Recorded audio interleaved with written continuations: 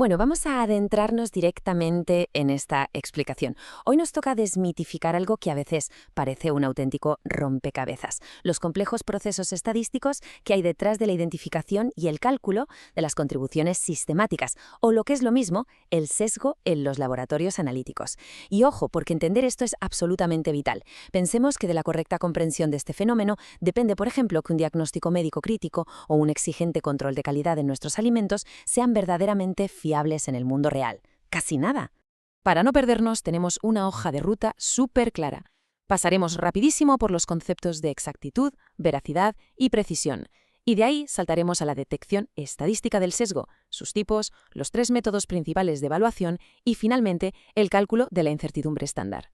Vamos a ir progresivamente desde la base teórica hasta llegar de lleno a la aplicación práctica. Sección 1. Exactitud, veracidad y precisión. Vamos a sentar las bases y definir estos conceptos centrales que, aunque parezcan de primero de laboratorio, la verdad es que se confunden con muchísima frecuencia. A ver, el punto crucial aquí es entender muy bien la diferencia. Resulta que la exactitud mide la diferencia entre un único resultado analítico y un valor de referencia verdadero.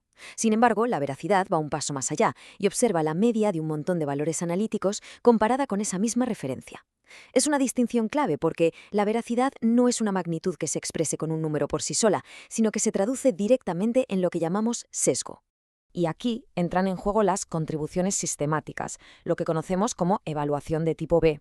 A diferencia de las evaluaciones de tipo A, que solo necesitan un puñado de datos estadísticos recopilados al azar, evaluar estos errores sistemáticos nos exige anclar nuestra información frente a un valor de referencia.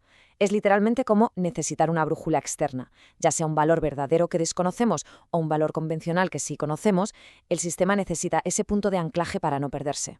Este diagrama ilustra la jerarquía a la perfección. Podemos ver de un vistazo cómo la veracidad y la precisión unen fuerzas para formar la exactitud global de cualquier medida.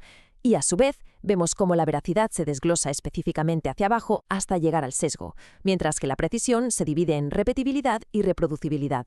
Todo encaja. Sección 2. Detección estadística del sesgo. Ahora que sabemos conceptualmente qué es el sesgo, toca ponerse el sombrero de detective. ¿Cómo probamos estadísticamente que realmente existe? Porque claro, surge una pregunta muy natural. Si nuestra media aritmética no coincide al milímetro con el valor de referencia, ¿tenemos automáticamente un error sistemático? Cualquiera podría pensar que la más mínima desviación significa que el método está defectuoso. Pero, un momento. En la práctica metrológica primero hay que evaluar la trascendencia real de esa diferencia. No toda variación menor significa que el sistema esté sesgado. Y para resolver este pequeño misterio, utilizamos el fantástico test de la TD-Student. Es una herramienta matemática increíblemente útil, sobre todo cuando disponemos de una cantidad pequeña de datos, digamos menos de 20 determinaciones. Nos permite comparar la media experimental directamente contra el valor de referencia que asumimos como verdadero. No nos asustemos con la fórmula porque cada variable juega un papel súper específico. Tenemos la media, el valor de referencia, el número de repeticiones y la desviación estándar de repetibilidad. Al meter todo esto en la coctelera, obtenemos un valor T experimental. Si este valor cumple ciertas condiciones en la tabla de distribución, estupendo, el método se considera exacto. Si no es así, pues queda estadísticamente demostrado que existe un sesgo, calculable ya sea de forma absoluta o relativa. Sección 3. Tipos de sesgo sistemático. Bien, si el test confirma que definitivamente tenemos un sesgo, el siguiente paso lógico es ponerle nombre y apellidos a ese error. Básicamente nos encontramos con dos dinámicas principales. Por un lado, tenemos el sesgo sistemático constante. Imaginemos un desfase que es siempre exactamente el mismo. Da igual si la concentración de la muestra es altísima o bajísima. Es como un peso extra constante en una báscula. Por otro lado, tenemos el sesgo proporcional, donde la magnitud de esa diferencia no es estática, sino que crece de forma proporcional a medida que aumenta la concentración. Sección 4. 3 métodos de evaluación. Conocer al enemigo es indispensable, pero ¿cómo evaluamos en la práctica y en el día a día estas componentes dentro del laboratorio? De acuerdo con las guías internacionales, disponemos exactamente de 3 metodologías rigurosas. Podemos hacer uso de materiales de referencia certificados, podemos participar en ensayos de aptitud o, si esas opciones no están disponibles, podemos realizar ensayos de recuperación. 3 vías totalmente estandarizadas. Y aquí viene la parte matemática, que es fascinante. Para calcular la incertidumbre total del sesgo, lo que hacemos es combinar estadísticamente la raíz cuadrática media de los diferentes sesgos que hemos obtenido y sumarla de forma cuadrática a la propia incertidumbre intrínseca del valor de referencia original. Pero ojo a esto, porque es la clave de todo. ¿Por qué usamos la raíz cuadrática media? Pues porque es una decisión deliberadamente pesimista y muy inteligente. Al elevar los valores al cuadrado, fulminamos todos los signos negativos. Esto impide absolutamente que errores sistemáticos, positivos y negativos se cancelen mágicamente entre sí. Si permitiéramos que se cancelaran, obtendríamos una falsa sensación de exactitud impecable que, en el mundo real, sería peligrosísima. Si optamos por los ensayos de aptitud, normalmente calculamos una media de las incertidumbres individuales a lo largo del tiempo.